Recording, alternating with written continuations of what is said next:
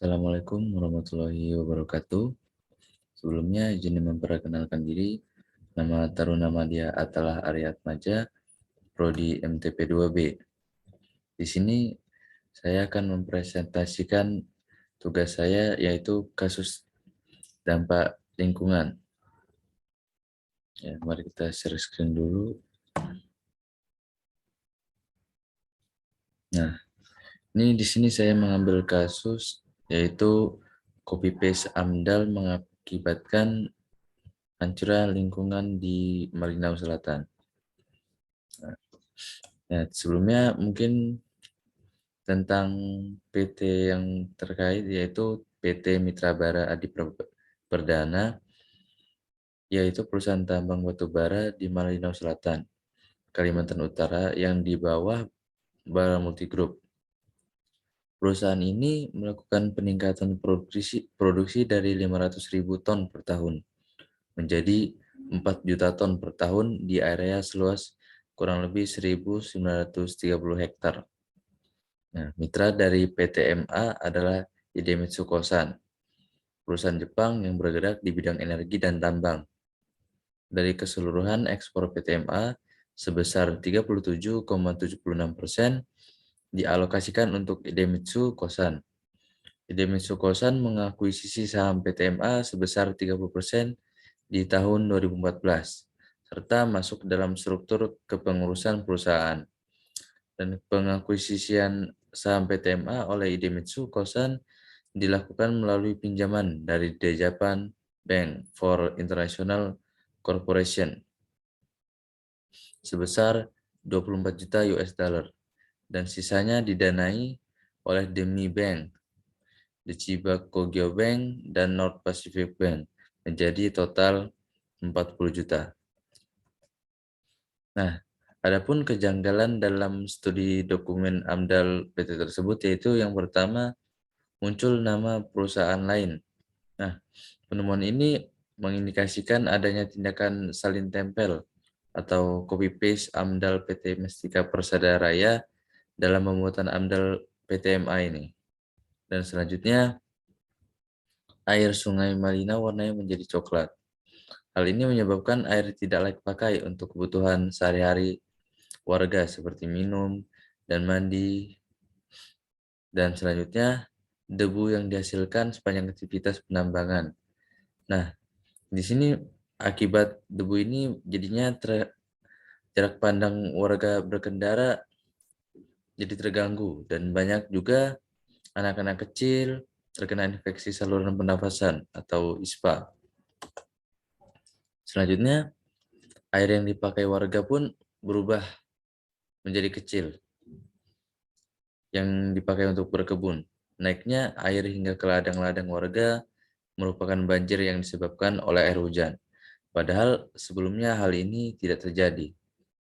Nah, selanjutnya elit-elit desa beralih menjadi pro perusahaan. Hal ini membuat protes yang dilakukan warga menjadi tidak pernah berhasil karena tidak menemukan solusi yang konkret. Sehingga semangat warga untuk memperkerahkan dampak-dampak yang mereka rasakan kian menurun. Nah, ada pula aktivitas penambangan berdampak besar terhadap hewan-hewan yang ada di hutan-hutan yang berada dalam konsesi perusahaan. Contohnya seperti burung enggang yang di gambar ini sudah jarang terlihat lagi.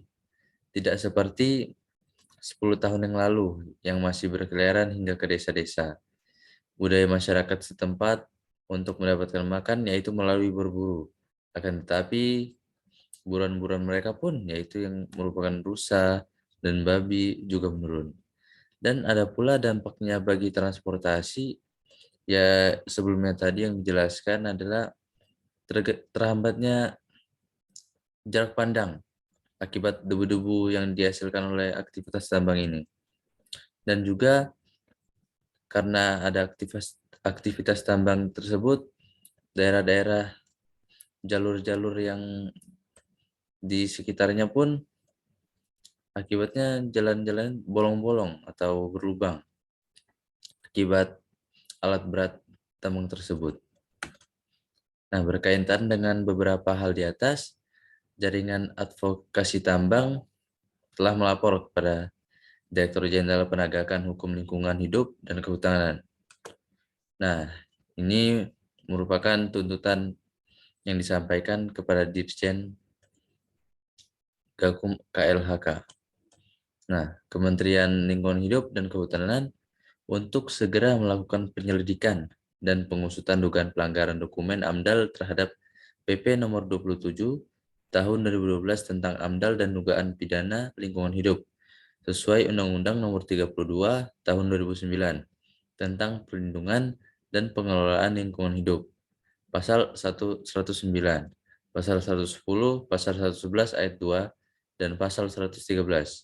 Pasal-pasal tersebut berisi tentang perizinan AMDAL yang tidak sesuai dengan ketentuan-ketentuan yang telah diatur dan untuk orang-orang yang memberikan informasi atau keterangan palsu terkait, dan memulihkan ruang hidup masyarakat yang terkena dampak aktivitas perusahaan tersebut.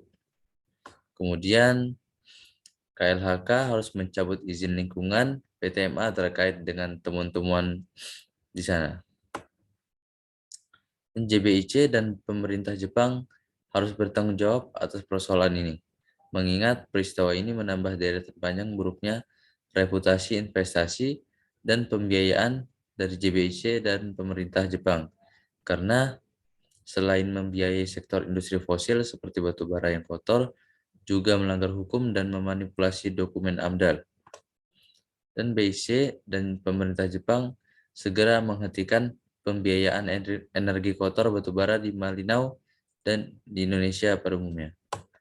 Nah, mungkin itu saja yang dapat saya sampaikan terkait dengan kasus AMDAL yang ada di Indonesia yang berkaitan dengan transportasi dan lingkungan.